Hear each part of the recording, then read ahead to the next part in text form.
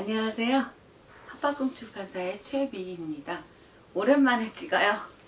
8월 말쯤인가 했고 9월달 건너뛰고 10월도 지금 하순이니까 거의 2달 만이네요. 바쁘긴 바쁘죠. 사는 게 시간은 너무 미친 듯이 빨리 가고 하루는 부족하고, 아휴, 잘 때 되면은 너무 아까운 거예요. 할 것도 많은데, 재미난 것도 많은데 벌써 자야 되나 미치겠죠. 왜 제가 늦게 자니까 애들 따라서 같이 늦게 자요. 재미난 거 많잖아요. 자기가 너무 아깝잖아요. 이게 요번에 나온 책, 저희 책이 아니고, 저희 출판사 책이 아니고 민속원에서 나왔는데요. 제가 인류학 공부를 했어요. 그래서 이제 지도 교수님의 제자분들 중에서 이제 올해 정년 퇴임하시는 분이 계셔가지고 우리 기념으로 책 한 권 만들자 그래갖고 이제 논문도 있고, 논문이라도 인류학은 굉장히 재밌어요. 사람 사는 얘기라서. 그리고 이제 우리가 못 가본 데 이런 데 많이 다니기 때문에 얘기를 모아놓으면 이제 얘기들이 다채로 와요. 그리고 이제 학계에 안 있는 사람들도 있고 그래갖고 이제 보통은 논문집들을 내지만 논문집은 아니고요. 잡문, 수필 뭐 그런 얘기들이에요. 저도 이제 참여한다는 의미에서 짧게 하나 정리했어요. 이제 책과나, 주제는 책과나. 그때가 이제 2월 달이었는데 이 얘기가 나올 때, 그때 이사하는데 아우 책 때문에 그냥 이사가 너무 징글징글했어요. 저 짐스러운 것들을 언제까지 끌고 다닐 건지. 근데 이제 열심히 무엇을 했냐라고 하면은 이제 책을 읽는 거를 굉장히 열심히 해왔죠. 사람들은 자기 인생을 말하면 책 한 권도 책 수십 권이 나올 만한 이야기가 있다. 모든 인생이 그렇긴 하죠. 근데 한 15살 때부터 지금까지 책 읽어온 걸로 내 인생을 정리해본다고 하니까 저는 몇 페이지 안 돼요. 간단하더라고요. 간단해요. 책을 참 열심히 읽었는데 특이하게도 누가 꼭 읽어야 된다 이 책은, 그렇게 누군가한테 권하고 싶은 책이 있냐 그러면 없어요. 우리 애가 11살이잖아요. 이제 애한테 이제 책을 좀 읽자 이렇게 권해야 되는데 이거는 꼭 읽어야 돼 이렇게 권할 책이 없는 거예요. 그럼 저 많은 책들이 다 내 안에 들어왔던 건데 그게 어떤 성과를 낸 것도 아니고, 쟤네들이 그냥 허무하게 버리지도 못해요. 또 글은 매일 조금씩 써요. 근데 이제 괜찮은 게 아직 안 나와요. 그래서 남들도 이제 읽어봤으면 좋겠다. 이렇게 책을 세상에 한 권 내놓는다는 게 보통 일은 아니에요. 그러니까 이제 글을 쓰려면 다 있어야 되고, 책을 보고 있으면 이제 온갖 감정이 다 왔다 갔다 하더라고요. 애한테 권할 책이 없다는 거는, 아이는 내가 여태까지 살아왔고 그렇게 해왔던 것과는, 내가 살고 있는 이 세상과는 굉장히 다른, 굉장히 변화된 세상에서 살 거다. 이거는 분명하잖아요. 그러니까 이제 우리가 갖고 있는 지식, 우리의 경험만 가지고 이 아이들이 살아나갈 건 아니에요. 그러니까는 얘한테 나중에 얘 미래를 위해서 지금 읽어둬야 될 책이 뭐냐고 했을 때 떠오르는 게 없는 거예요. 모르는 거죠. 몰라서 그래요. 이야, 세상은 굉장히 변하고, 아이한테는 이제 미래 한 30년 후에 우리 아이들이 이 사회의 중추가 되는데, 그때 잘 살 수 있게끔 무엇을 해주면 좋을까 이런 게 막 제 육아의 그 최고 목표예요. 아무튼 미래 사회에 대해서 이제 우리가 무엇을 준비할 것인가 이제 이런 게 제 최고 고민거리.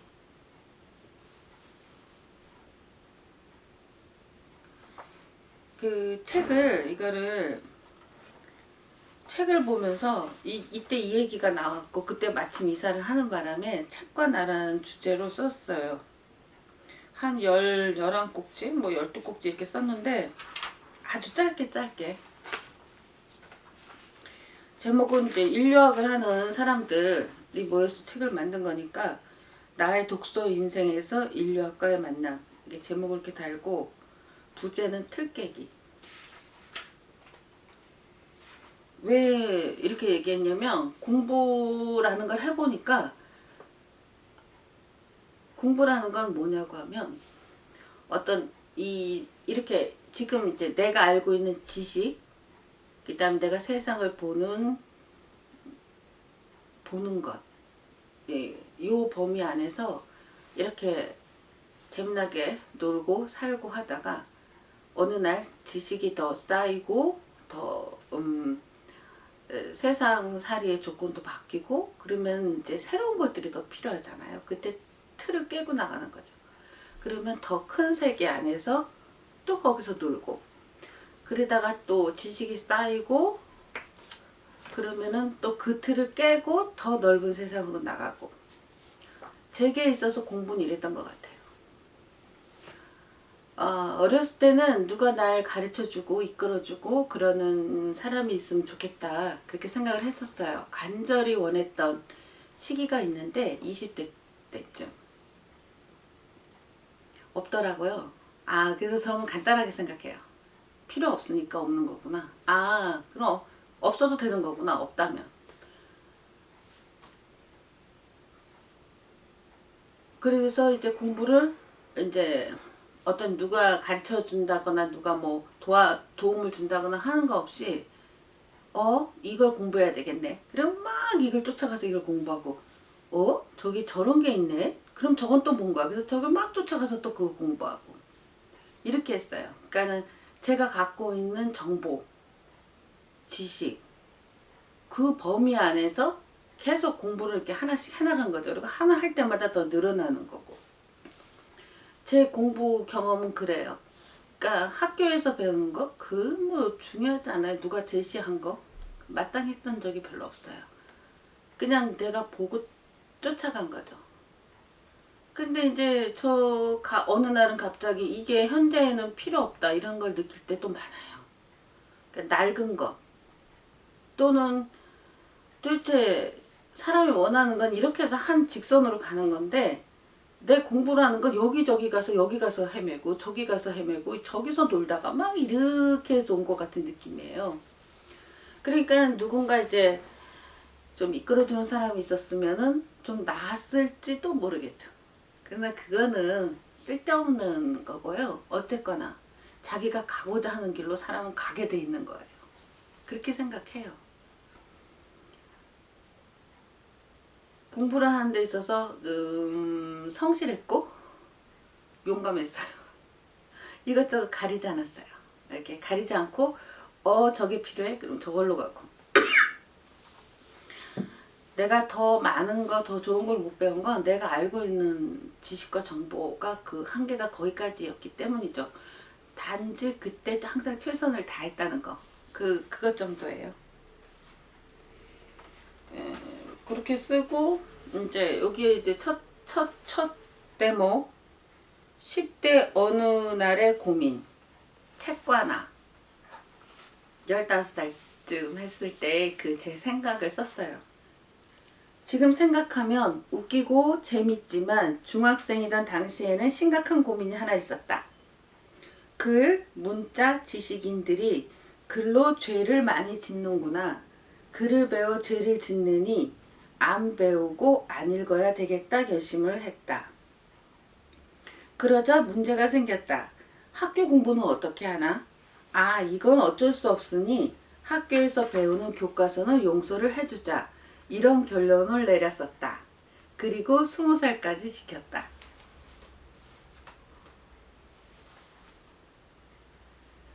아이들이 그때까지 경험이라는 건 굉장히 좁은 사회에서, 아주 좁은 사회에서 이제 태어난 지 얼마 안 되고 세상에 대해서 아는 게 굉장히 적잖아요. 그런데 이때 내렸던 판단, 지식이라고 하는 게 나쁜 점들이 많다.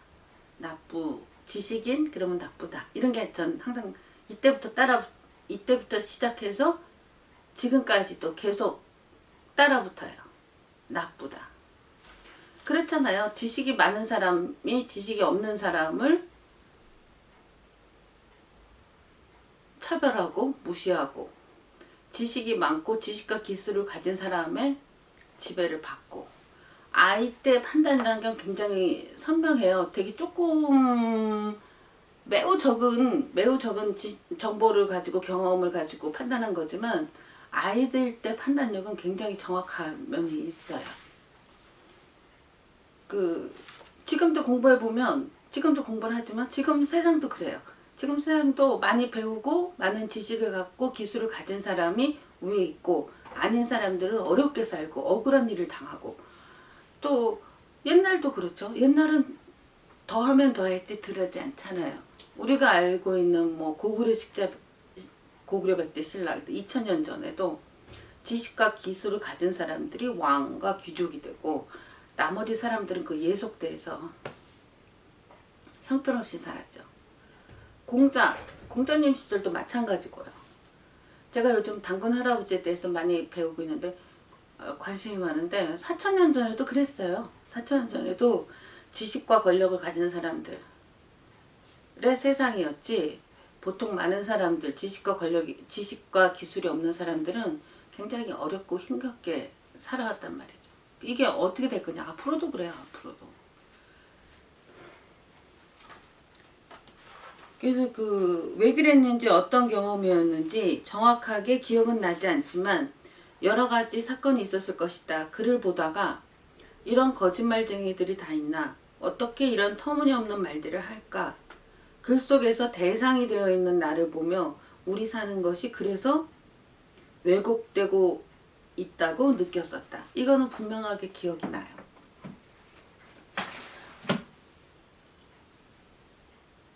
지식인들이 좋은 일은 안 해요. 그런데 중요한 거는 지식이 없으면 살기 굉장히 힘들어요. 그러니까 자기의 생존을 위해서 지식이 필요해요. 그리고 잘 살고 행복하게 살기 위해서도 지식은 많은 기여를 해요.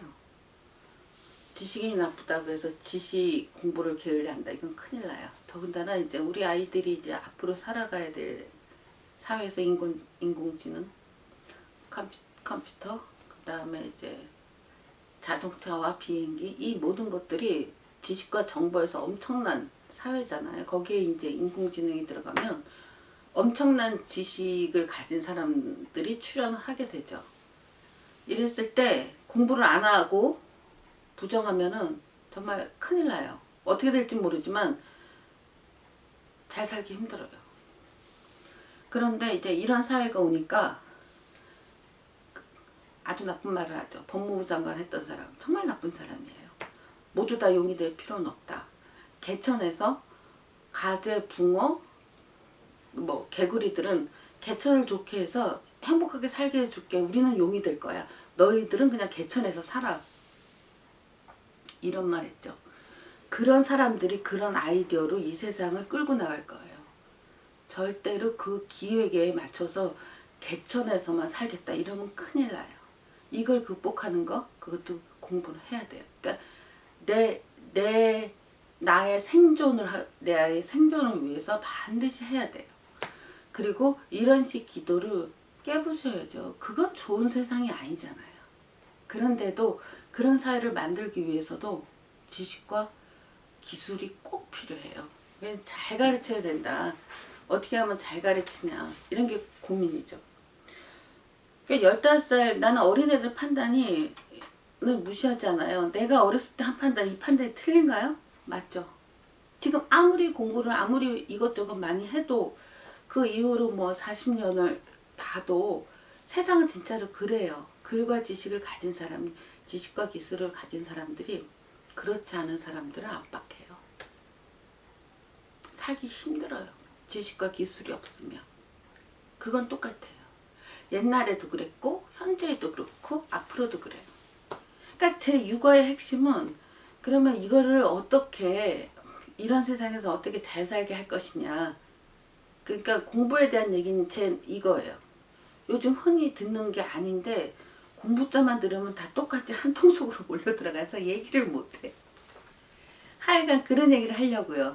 그런 고민으로 책도 만들고 그런 고민으로 이제 아이도 기르고 제 육아의 핵심은 어떻게 하면 잘 가르칠 것이냐, 어떻게 하면 잘 가르칠 것이냐 그거거든요.